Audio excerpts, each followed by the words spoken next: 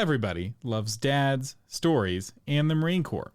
What could be better than Marine Corps dads who tell stories? Here's another story with veteran storyteller John Sugar Jr., a Marine Corps dad. Tonight, we're going to tell the story of the bug-eating zombie. What? Once upon a time, there was a man, and he got bit by a spider. He was walking along, minding his own business, and this spider jumped out from a tree and bit him and started running. And then there was all these big, black SUVs that pulled up alongside him, and all these men in suits jumped out, and some of them ran after where the spider went, and others of them grabbed the dude, and they were like, "Sir, did you see a spider?" He's like, "Yeah, it bit me." It bit him. "Oh no, what do we do, sir?" "Well, bring him in." And so all the men in the suits grabbed this guy. His name was Doug. Grabbed this guy, threw him into the SUV, and took him to a government facility, which was hidden from everyone.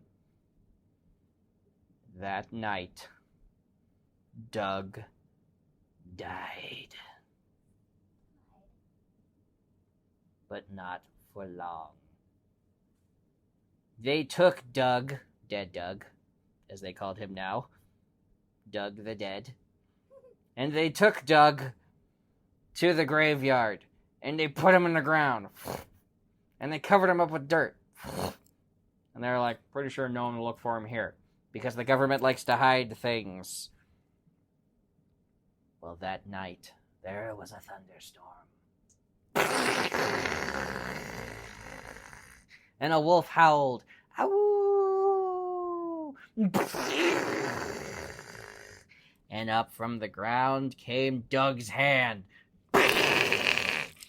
And Doug pulled himself from the ground, and Doug was a zombie. And the government was like, "Oh no!" Because Doug the zombie was walking around.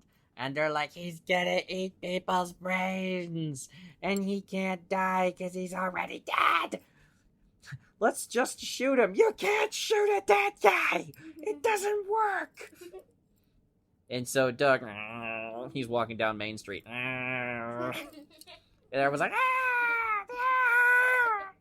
One person, like, running around. Another one sitting in the corner. Another guy breaking a window for no reason. It was crazy. It was madness. And Doug, and he stopped. And everyone's like, "Why did the zombie stop?" And Doug leaned down and grabbed an ant, put him to his lips. Everyone's like, did he just did he just suck that ant's brains out? And Doug did it again.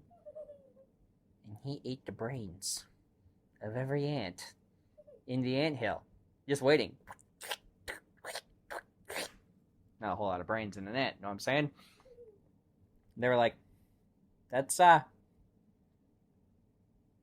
odd. Not sure exactly what's going on here. You, Professor Schmiddlecakes, what do you think is going on?" "Well, in my professional opinion, I believe that the fact that he got the virus from being bitten by a spider turned him into a spider zombie." You know, like Spider-Man, but a zombie. Doug was spider zombie, but he only ate bug brains. And so he kept going around eating bug brains, and everyone's like, "This actually isn't so bad." You know, "Hey, Doug." And Doug kept going around. Doug went back to his job. And the only thing weird is he brought in this giant jar of bugs. But the nice thing was, anytime there were flies in the office, They would. And it's so annoying, right? Doug went out. Would eat the fly. And everyone's like, I'm on board with this. Actually, that's kind of cool. Mosquito season, everybody loved Doug. They kept inviting Doug over to their house. So he would eat all the mosquitoes.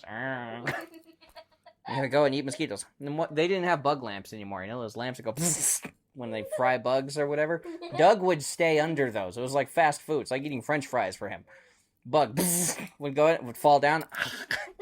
He would catch it in his mouth. And